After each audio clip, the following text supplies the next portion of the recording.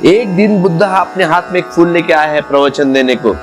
सामने शिष्य बैठे हैं, लेकिन 5 मिनट हुए, 10 मिनट हुए, 15 मिनट हुए, बुद्ध ने प्रवचन को शुरुआत ही नहीं की।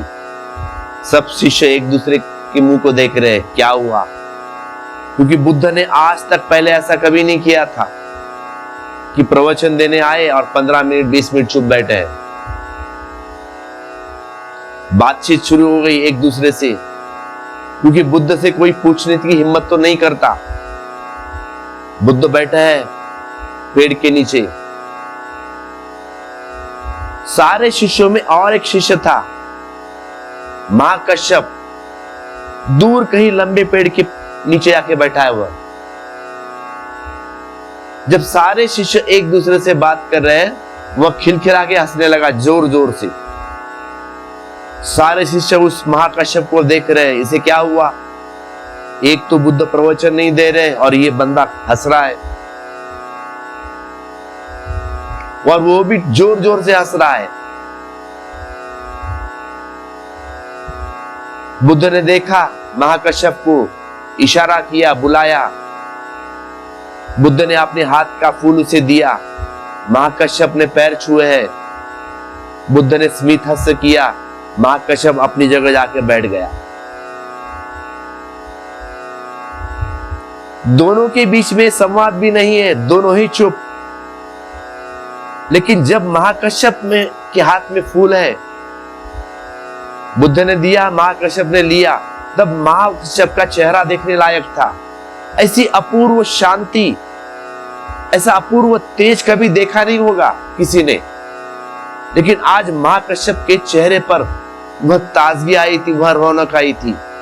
बगैर कुछ बोले ऐसा क्या दिया बुद्ध ने महाकश्यप को जो बाकी सारों को नहीं मिला?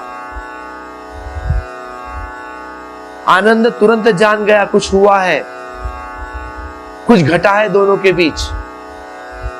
आनंद जो है भगवान बुद्ध का भाई है, चचेरा भाई, और 24 घंटे उनके साथ रहता है भगवान के पास। लेकिन उसे जो नहीं मिला वह महाकश्यप को मिला है। महाकश्यप तो अभी अभी आया था, लेकिन आनंद बहुत वर्षों से बुद्ध के साथ है। लेकिन जो आनंद को नहीं मिला वह महाकश्यप को मिला है। आनंद तुरंत पहचान गया, बाकी शिष्य नहीं पहचाने। क्या दिया ऐसा महाकश्यप को बुद्ध ने? और महाकश्यप खिलखिलाकर हंस रहा है। तो आपसे यहां पे मैं एक बात कह दूं, महाकश्यप उस दिन सुबह खिलखिलाकर न हंसा होता तो भी बुद्ध उसे मौन का प्रतीक जो फूल है ना हाथ लिए आए थे वह देते। इस संदर्भ में एक छोटी सी कहानी कह दूं तो आपको समझ में आएगा। जैन फकीर का एक शिष्य है, बहुत दिनों से चिंता में रत है। गुरु ने कोई सवाल दिया है जो हल नहीं होता है उसे। जब सब तरह के उपाय कर चुका तो उसने प्रधान शिष्य को जाके पूछा है कि क्या करूं मैं, आप कुछ तो भी कुंजी दे मुझे, कुछ तो भी राह बताए। मैं परेशान हो जा रहा हूं बहुत। वर्षों बीत गए लेकिन ये प्रश्न का जवाब नहीं मुझे सूझ रहा है। कुछ हल नहीं होता, कोई राह नहीं मिलती, और जब भी जाता हूं हम उत्तर भी नहीं दे पाते। गुरु कहता है बस बकवास बंद कर तेरी, हम बोल भी नहीं पाते। अब तो यह हद हो गई, ऐसा तो हम कभी भी जीत ना पाएंगे। फिर कम से कम बोलने तो दे गुरु। बोलने भी नहीं देते, सीधा बोलते हैं गेट आउट।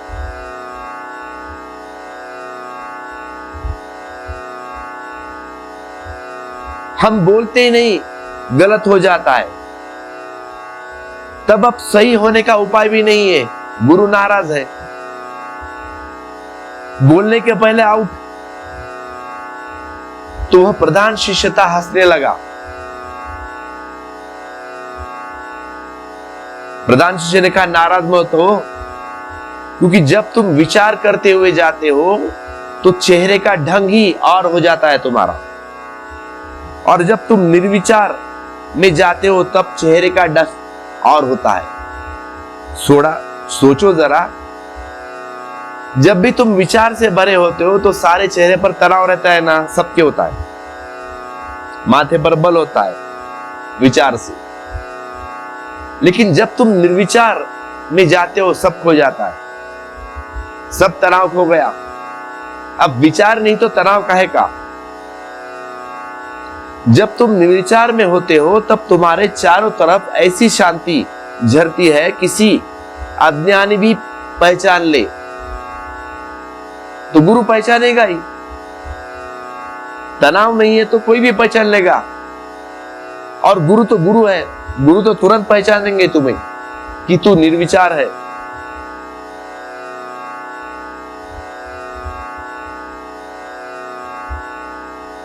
वह तुम्हें दरवाजे के भीतर घुसने देता है, यह भी उसकी करुणा है भाई।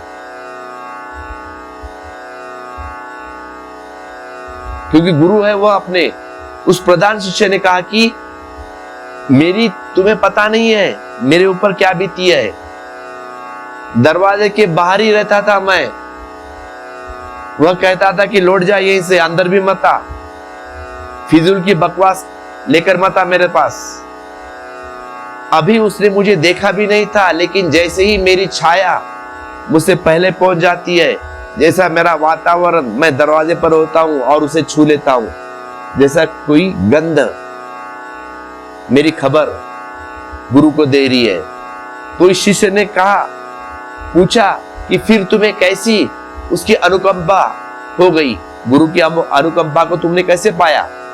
गुरु के प्रसाद को तुमने कैसे पाया? तो प्रधान शिष्य बोलता है, वह तो मैं कभी ना पा सकता, जब मैं मर ही गया तब मिली है मुझे। उसने कहा, भले मानुष पहले क्यों ना बताया, हम भी करते ड्रामा। फिर अब कहीं कोई यह कर सकता है? दूसरे दिन गया वह, ये तो तुरंत हो गया, हम भी करेंगे नाटक। गया दूसरे दिन सवेरे, जैसे ही गुरु ने उसे देखा उसकी तरफ, गुरु ने कहा, बकवास बंद कर, चल भाग यहां से।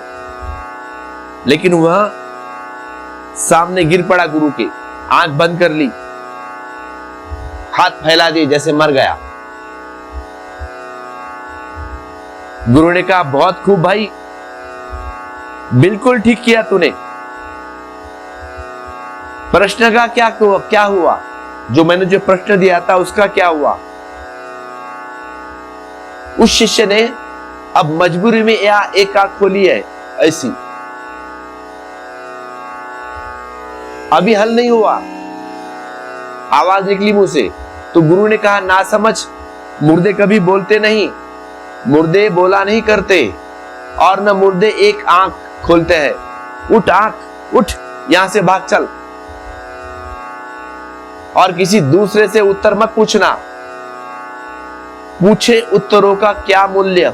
वह तुम्हारा होना चाहिए, तुम्हारे अंतरतम से आना चाहिए, तुम्हारे अंतर्मन से आना चाहिए, तुम उसमें मौजूद होने चाहिए। वह तुम्हारा गीत हो, वह तुम्हारा नाच हो, उसमें तुम पूरे लीन हो जाओ। वह जीवन हो कि मौत, इससे कोई फर्क नहीं पड़ता। इसीलिए ये कहानी मैंने आपसे कही है। महाकश्यप उस दिन हंसा है, कहना ठीक नहीं, हंसा, हंसी फैल गई देखकर यह सारी दशा। बुद्ध का सामने होना और लोगों का अंधे बने रहना, सूरज का निकल आना और अंधेरे का न मिटना देखकर हंसा। ज्ञान बरसता हो और लोगों के घड़े हैं और जल उनमें पड़ रहा है, या पड़ता ही नहीं हो या फूटा हो, यह देखकर वो हंसने लगा। अरे सामने बारिश गिर रही है ज्ञान की, भगवान कहते हैं ले लो बुद्ध, और कोई नहीं ले रहा है, हंस रहे एक दूसरे से देखकर। तो हंसता या ना क्या करता? फूल उसे मिलना था, मिल गया। हंसी ना आती तो क्या, संयोग से आ गई हंसी। बुद्ध फूल हर हालत में उसे दिए, देना ही चाहिए। हंसने की कोई वजह न थी, ध्यान रखना नहीं तो भूल हो जाएगी। यही तो भूल है मन की, तब तुम सोचोगे कि हंसने की वजह से दिया। तो अगर दोबारा कभी ऐसा मौका आए तो हम भी हंसेंगे। गलत हो गई, चूक हो गई आपकी। हंसने की वजह नहीं दिया है। हंसी के पीछे जो मौन था, हंसी के पीछे विचार भी हो सकता था, तब व्यर्थ हो गई बात। हंसी के पीछे मौन था, सब कुछ नहीं। उस खिलखिलाहट के फूलों के पीछे जो परम शांति थी, वह हंसी निर्वाण का फूल। न हंसता तो बुद्ध उठकर गए होते, हंसा तो बुद्ध ने उसे बुलाया भी। न हंसा तो बुद्ध खुद उठकर गए होते उसके पास, खुद उसकी झोली में वो फूल उड़ा डालते। बुद्ध सबके देने के लिए तैयार थे, लेकिन जो पात्र है उसे ही मिलता है। बाकी शिष्य एक दूसरे को मुंह को देख रहे हैं कि क्या हुआ, बुद्ध आए हैं और प्रवचन नहीं दे रहे। जो मौन में होती है बात, वो सारे शिष्य पहचान नहीं पाए, एक अकेला महाचक्रचप समझ पाया, इसीलिए उसे बुद्ध का प्रसाद मिला है।